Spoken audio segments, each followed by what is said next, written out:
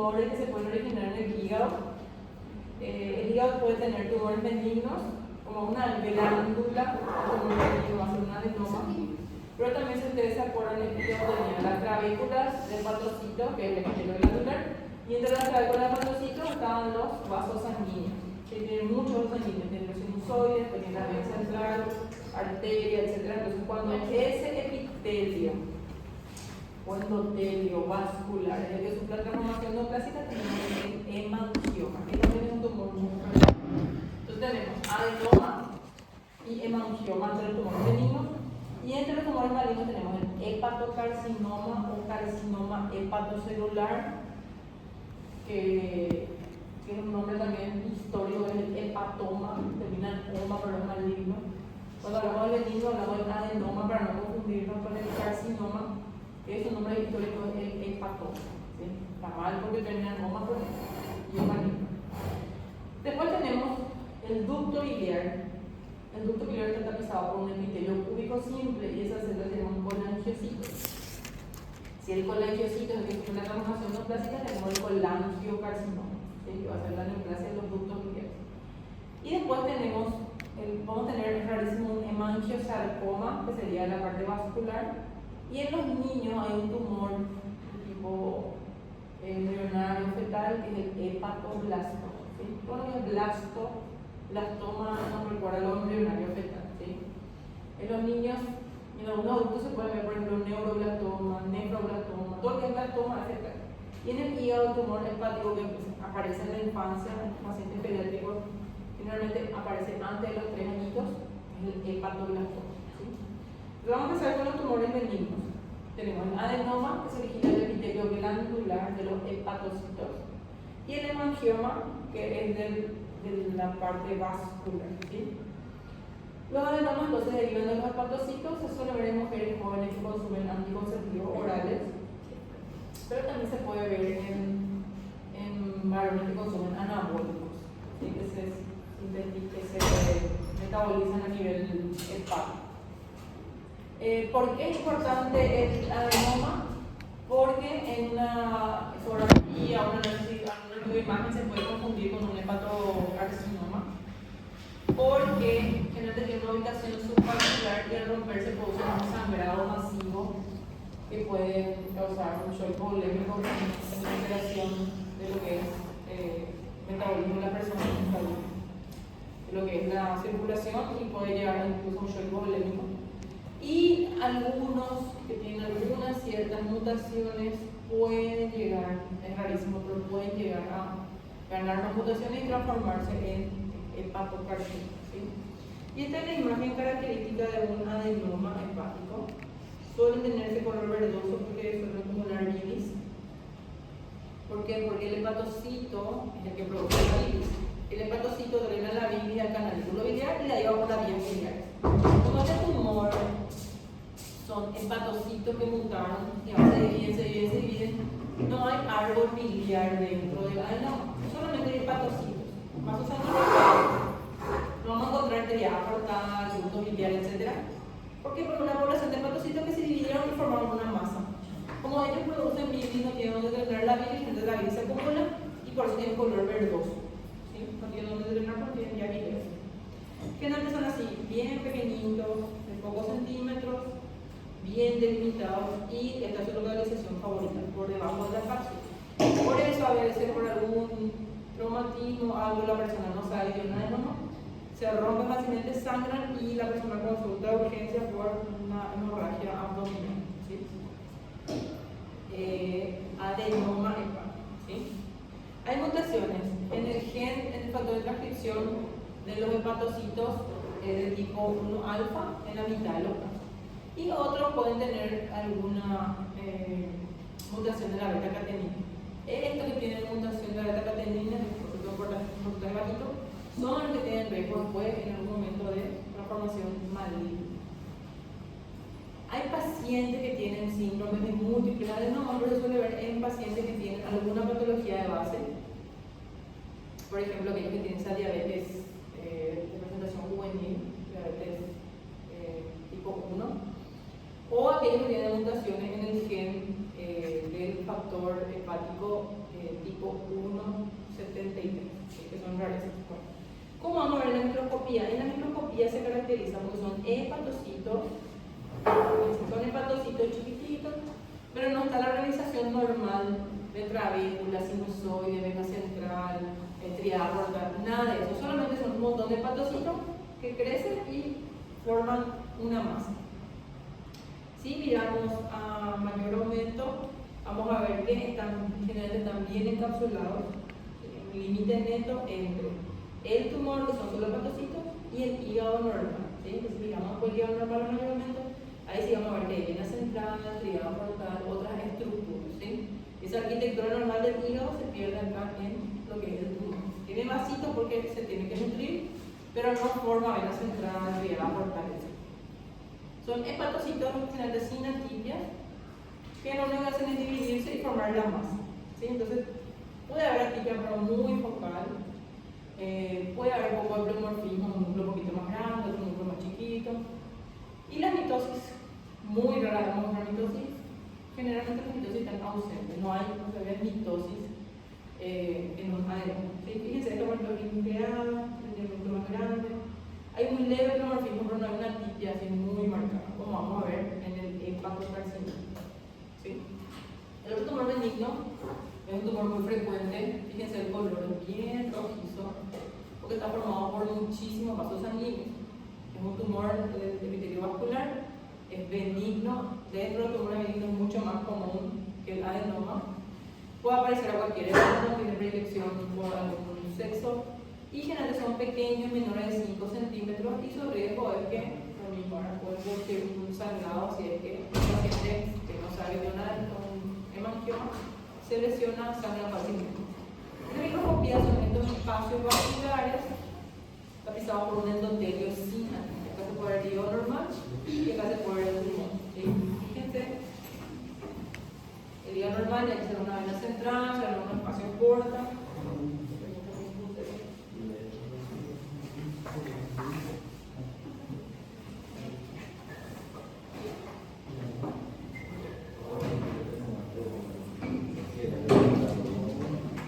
El hígado normal, como vena central, trabécula de hepatocito, casi un espacio corta. Y luego tenemos un límite neto en esta parte, que son estos espacios vasculares. Puede tener un estroma, tejido conjuntivo, y tanto los espacios vasculares tapizados por un endotelio vascular sin hemangioma cavernoso. El tumor benigno más frecuente de ¿sí? Es más frecuente de un hemangioma cavernoso antes que un adenoma. Después tenemos los tumores malignos. Los tumores malignos son el carcinoma hepatocelular, que es el tumor que se origina de los hepatocitos, el colangiocarcinoma, que es el que se origina de los colangiocitos, y el hepatoblastoma también se origina de los hepatocitos, pero vamos a ver que tiene una arquitectura fetal. ¿Sí? Recuerda al hígado embrionario fetal. Vamos a empezar con el carcinoma hepatocelular. El carcinoma hepatocelular es, dentro de los malignos primarios, es el más frecuente. ¿Por qué digo primario? Porque si yo tengo una ecografía a un paciente y veo que tiene un tumor, lo primero que tengo que descartar es que no sea una metástasis, porque es mucho más frecuente en el hígado tener una metástasis antes que un tumor primario que se originó en el hígado. ¿Por qué? Porque el hígado es un sitio muy frecuente, es un sitio muy frecuente de metástasis. Todo el tracto digestivo hace metástasis al hígado, la mama hace metástasis al hígado, el pulmón puede hacer metástasis al hígado, o sea, muchos tumores hacen metástasis al hígado. Entonces yo tengo un tumor en el hígado primerito, tengo que descartar la metástasis. Si descarto que son la metástasis, hay que pensar en primer lugar en un hepatocarcinoma. ¿Sí? De los primarios, de los que se originan en el hígado, el hepatocarcinoma es el más frecuente. ¿Sí? Se vio que tiene una mayor prevalencia en los pacientes de sexo masculino y también en la raza negra. Y es mucho más, si vemos nosotros la distribución de este tumor, es más frecuente en África subsahariana, en Corea, en Taiwán, en Mozambique y en el sudeste de China. Esto coincide con la distribución del virus la hepatitis B, que es un factor de riesgo para desarrollar el hepatocarcinoma. Esto coincide con la distribución de la hepatitis B en esos sitios. Y también principalmente en el sudeste de China, coincide con que hay mucha contaminación con aflatoxinas.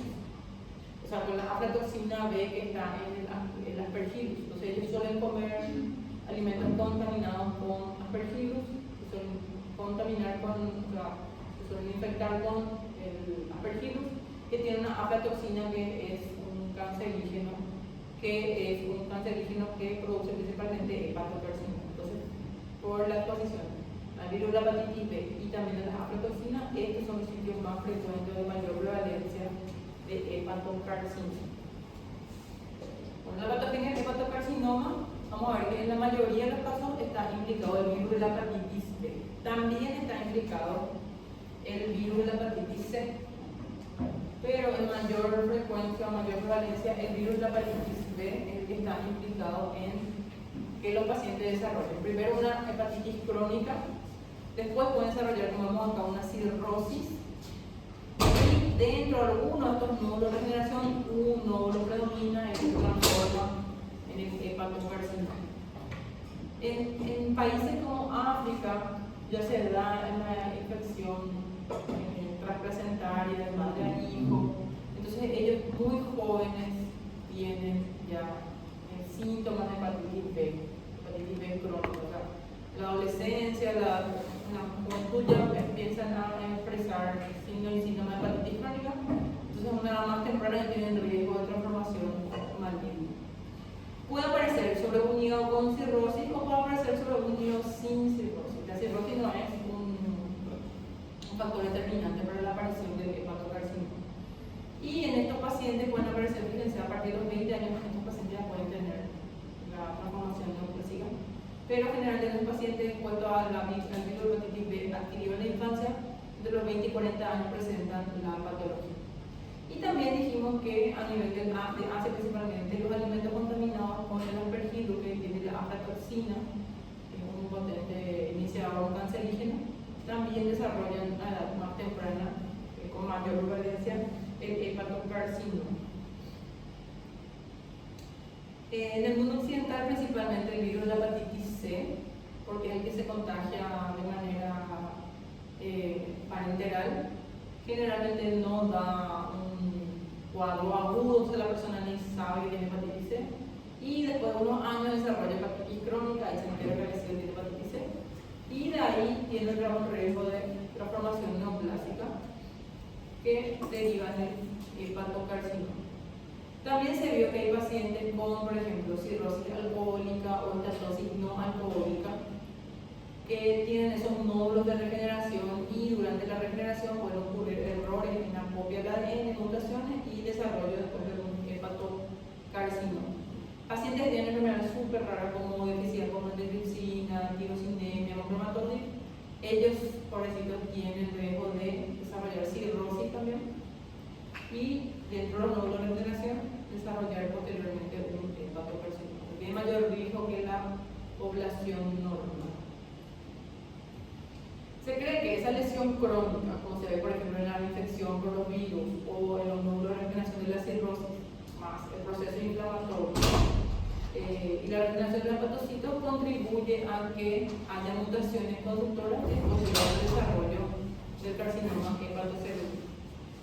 El virus de la hepatitis B, por ejemplo, hace que la célula hepática infectada entre en ciclos repetidos de infección, replicación para producir toda la maquinaria del virus, después muerte, regeneración. De esa forma, esos ciclos repetidos hacen que ganen mutaciones y aparte aparte de ser un iniciador, también es un promotor de la mitosis. Y al ser promotor, si tenemos células iniciadas, rápidamente las células iniciadas empiezan a dividirse y tenemos el clon de células neoplásicas. El virus de la hepatitis B codifica una proteína que funciona como un activador transcripcional, o sea, como un factor de crecimiento que hace que las células se dividan. Lo mismo pasa con el virus de la hepatitis C. Como los virus infectan células vivas y les utilizan para poder armar todas sus proteínas, sus cápsulas, etc., le pueden provocar mutaciones que va a ser la iniciación y después, al inducir la mitosis, funciona como un promotor. Y la aflatoxina, que contamina las cosechas principalmente a nivel de Asia, se une al ADN de forma covalente, causa mutaciones específicas, principalmente a nivel del P53, que es un controlador del ciclo celular, y después el paciente tiene alguna hepatitis o alguna infección, y eso hace que esas células iniciadas empiecen a dividirse. En la macroscopía hay varias formas de presentación del hepatocarcinoma. Fíjense, este es un hígado con cirrosis que tiene, fíjense, tiene múltiples nódulos y un nódulo es dominante, tiene una coloración heterogénea, tiene áreas de hemorragia. Se nota que este nódulo es diferente a los demás nódulos. Entonces puede originarse sobre un hígado cirrótico, que es una forma. Puede ser multifocal, como se ve en este hígado, múltiples focos, o puede ser una masa enorme, un crecimiento difuso, un infiltrado difuso que no se ve bien los límites. Cualquiera de esas formas de presentación puede tener el hepatocarcinoma. Por eso lo primero que tenemos que hacer es descartar, por ejemplo, en este caso, que son múltiples nódulos, que no se trate de una metástasis. Cuando descartamos que es una metástasis, se va a pasar un hepatocarcinoma. Como está muy vascularizado el hígado, es muy frecuente tener invasión vascular por las células tumorales, e incluso pueden afectar, invadir la vena cava inferior, porque ahí no está la vena hepática y está la cava inferior, y dar un síndrome de la cava inferior. O sea, tiene mucho riesgo de invadir los vasos. Acá tenemos otro ejemplo de una lesión que tiene bordes irregulares, límite difuso, pero es una masa única, ¿sí? Entonces puede ser una masa única, puede originarse sobre un hígado con cirrosis, como en este caso un hígado sin cirrosis, pueden ser múltiples lesiones, o puede ser algo difuso que no podamos ver bien los límites, como por ejemplo en este caso, no podemos ver bien hasta dónde llega el nódulo. Entonces tiene varias formas de presentación de hepatocarcinoma. En la microscopía lo que vamos a tener es un tumor que tiene células, por ejemplo, posee la cara cúbica, con un núcleo más grande, pleomorfismo, pero que no tiene mucha actividad. Este va a ser el bien diferenciado. ¿Cómo se ve un hepatocarcinoma? Porque son trabéculas más gruesas de lo normal. En el adulto, la trabécula tiene una célula de espesor. Que acá a ver, las trabéculas tienen 7, 4, 5 células de espesor. Ese es el hepatocarcinoma bien diferenciado. Todavía las células están bocadas, pero todavía se acuerdan que son hepatocitos, todavía forman trabéculas, solo las trabéculas tienen varias capas en vez de tener una sola capa. Hay pleomorfismo, pero no es tan exagerado, acá por el núcleo de los dientes, cosas que no se ven normalmente en el núcleo del hepatocito. Y como les dije, las trabéculas con varias capas de células. Ese es el hepatocarcinoma bien diferenciado. Después tenemos el moderadamente diferenciado, donde ya no forman casi trabéculas, sino que forman niditos de células. Y si nos fijamos, los núcleos son más grandes, hay pérdida de relación núcleo-citoplasma más evidente, fíjense los núcleos más grandes, poco citoplasma. Lo mismo si miramos esta imagen. Los núcleos son más grandes, ya no forman trabéculas, sino que forman niditos de células. El pleomorfismo ya no es evidente, ninguna célula se parece a otra. Este es el hepatocarcinoma moderadamente diferenciado. Y después tenemos el hepatocarcinoma pobramente diferenciado. Fíjense, ya no hay casi un intercelular, acá ya no forman ni nidos, ni trabéculas, ni nada. Hay muchas mitosis, como se ve acá con las flechas, las mitosis anómalas, como se ve acá. El pleomorfismo, fíjense, que tiene un núcleo enorme, tiene un núcleo chiquitito, tiene un núcleo enorme con un núcleo de núcleo oscuro que se aparece en la mitad. Y si miramos acá, el pleomorfismo ya es muy marcado, ¿sí? Son células muy feas, muy atípicas, ninguna célula se parece a la otra. Este es el que tiene más mutaciones, está más mutado y las células ya no se parecen a los hepatocitos, ¿sí? Entonces tenemos el bien diferenciado, hepatocitos con poquísima atipia, casi no tienen atipia, pero las trabéculas son gruesas. Forman trabécula todavía, ¿se acuerdan que hacíamos un hepatocito? Forman trabécula, ahora forman trabécula. Pero las trabéculas tienen varias capas de células y las células tienen atipia. No que son hermosas, son atípicas, pero la atipia es muy leve. Todavía yo puedo reconocer, parecen hepatocitos. Moderadamente diferenciado, ya hay más núcleo, menos citoplasma, ya no forman trabéculas, forman niditos, proteínas musculosas. Y la última, la pobremente diferenciada, ya son una espátula. Son musculosas, con mucha mitosis, ya no hay trabéculas nidos, las células están sueltas, ya perdieron un intercelular, ¿sí? Ya es muy atípico. ¿Está bien? Hay una variante que que se llama carcinoma fibrolaminar. ¿Sí? Se caracteriza primero la macro. La masa es enorme, pero tiene una cicatriz en el centro, un área fibrosa, por eso fibrolaminar, una cicatriz fibrosa en el centro. Esa es una característica. En la microscopía se caracteriza porque tiene esto, colágeno entre los hepatocitos atípicos, hay bandas de colágeno, ¿sí? Lo que da la fibrosis. Se ve en pacientes jóvenes, no está asociado al virus de la hepatitis B ni a la cirrosis original. Hígado no cirrótico en pacientes jóvenes. Esta variante se caracteriza porque tiene un mejor pronóstico que la variante clásica.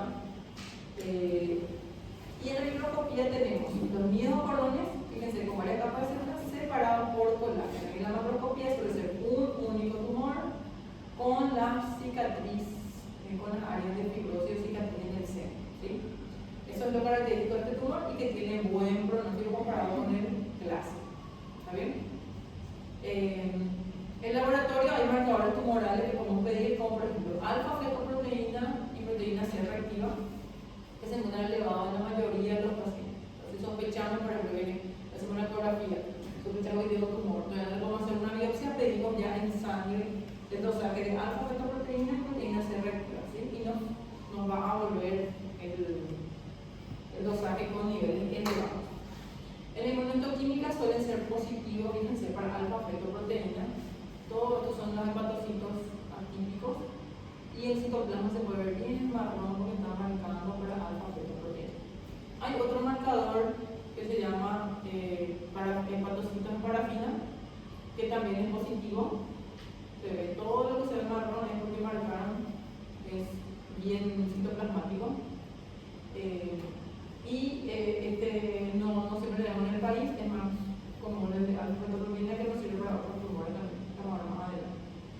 Después tenemos el colangio, que no se origina del hepatocito, se origina del colangiocito. ¿Sí? El colangiocarcinoma sería el segundo tumor. ¿Sí? Si no es un hepatocarcinoma, vamos a sospechar un colangiocarcinoma. Se origina entonces de los colangiocitos que tapizan el árbol biliar. Puede originarse de los ductos biliares intrahepáticos o de los ductos biliares extrahepáticos. Aquellos pacientes que tienen patologías como por ejemplo una colangitis inclerosante, una patología donde los ductos se fibrosan y se atrofian, o aquellos pacientes que tienen algunas patologías quísticas congénitas del árbol biliar, o aquellos pacientes que tienen infección por este parásito que es el nematodo, principalmente tienen mayor riesgo de desarrollar un colangiocarcinoma. Aquellos pacientes que tienen tumores en el occidente generalmente no tienen antecedentes de lesiones hepáticas. No suelen ser hígados cirróticos, no suelen ser hígados con patología hepática de base. No hay diferencia en sexo y la edad media de la aparición es más o menos los 60 años. Se cree que la inflamación crónica en las vías biliares produce ciertas citocinas que atraen a células inflamatorias. También esas citocinas producen factores de crecimiento que actúan sobre el epitelio biliar para inducir la mitosis y la producción de nuevas células. Y hay especies reactivas de oxígeno que pueden dañar al ADN de la célula y provocar mutaciones. Y esas mutaciones se acumulan y después con la producción de citocinas se induce a la división de esas células mutadas, ese clon, y tenemos el clon de células neurales. Los colangiocarcinomas se dividen en dos tipos: los intrahepáticos de las vías biliares dentro del hígado y los extrahepáticos que ocurren con las vías biliares extrahepáticas. ¿Sí? Cuando ocurre en la unión de los conductos hepáticos derecho e izquierdo, el tumor se llama un tumor de Klatskin, ¿sí? Que suele ser un tumor que envuelve al cirujano, por ejemplo, para entrar a operar, piensa que hay una obstrucción de la vía biliar, el paciente con ictericia, entra a operar la vesícula y encuentra este tumor de la unión, es un tumor de Klatskin. Los extrahepáticos pueden ser entonces del ilio o de aquella parte del ducto biliar que está distal al líquido, así que puede ser coledo, colcítico, etc. Vamos a empezar con el intrahepático. El intrahepático, así como el hepatocarcinoma, tiene varias formas macroscópicas. Una puede ser una masa enorme, una masa tumoral. Otra puede ser una masa que rodea al ducto, que se ve bien, que es periductal. Y otra puede ser una masa dentro del ducto, ¿sí? Intraductal. Lo tenemos. Periductal rodea el ducto, intraductal es la flechita dentro del ducto, una masa que obstruye el ducto, o una masa que reemplaza totalmente el tejido hepático y va creciendo y expandiendo. Generalmente la intraductal puede ser una lesión papilar benigna que se origina en otro ducto que puede dar mutación y se transforma en un tumor intraductal. No son muy frecuentes, por suerte. Los tumores que nacen de los ductos pequeños se suelen presentar como esa masa masa tumoral, ¿sí? Los que suelen originarse de los ductos más pequeños. Y los que nacen de los ductos más grandes pueden ser periductal, como se ve acá, o intraductal, como el que vimos hace rato, ¿sí? Dependiendo entonces de su origen, suelen tener ese tipo de presentación. Vamos a pasar con el intraductal. Esta es la luz del ducto y acá se ve la masa que protruye en la luz del ducto, ¿sí? Cuando miramos el microscopio vamos a ver que acá hay como papilas y pueden tener un aspecto mucinoso, que es productor de moco, o tubular, que son tubitos como vemos en el foro, ¿sí? Entonces acá tenemos el ducto y acá tenemos el crecimiento papilar intraductal. Ese papiloma intraductal puede ganar mutaciones, como se ve acá, y estar tapizado por esas células atípicas, ¿sí? Fíjense que los núcleos son enormes, que hay un nucleolo prominente, que hay rectificación, pérdida de polaridad. Acá se puede ver cómo el epitelio que tiene que tapizar el ducto, que es un epitelio cúbico, a veces bien rectificado, como ese epitelio cúbico está reemplazado por esta especie de proyección de células atípicas.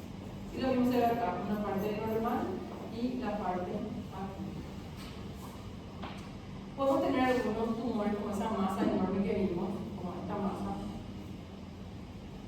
que se ve bien blanquecino. ¿Por qué? Porque hay mucha fibrosis. Son los tumores que son esclerosantes, que entre estos son los conductitos atípicos. Entre los conductitos atípicos tenemos esto que es el colágeno, ¿sí? Mucho colágeno que da el color blanquecino al tumor.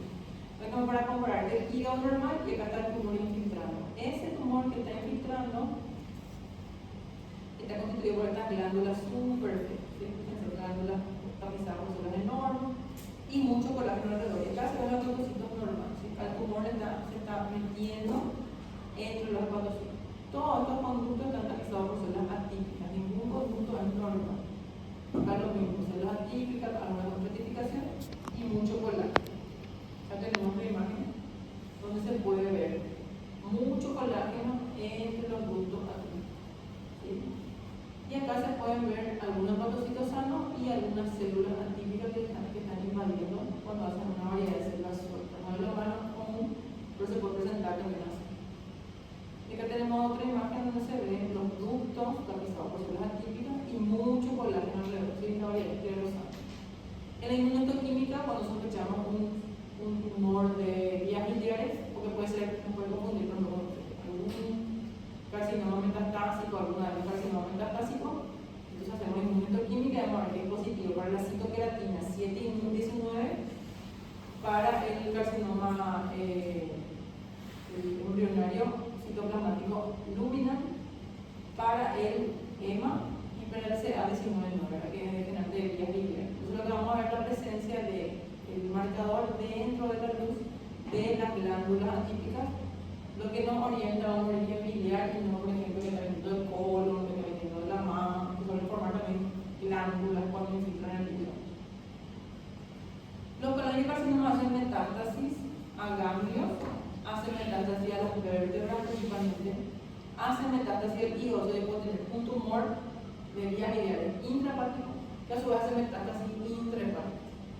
También hace metástasis al pulmón, a la suprarrenal e incluso pueden hacer metástasis al encéfalo. O sea que hace metástasis a cualquier lado. Y por último tenemos este tumor, el hepatoblastoma, que se origina en pacientes pediátricos, ¿sí? Es un tumor maligno muy frecuente en los niñitos, aparece entre los 6 meses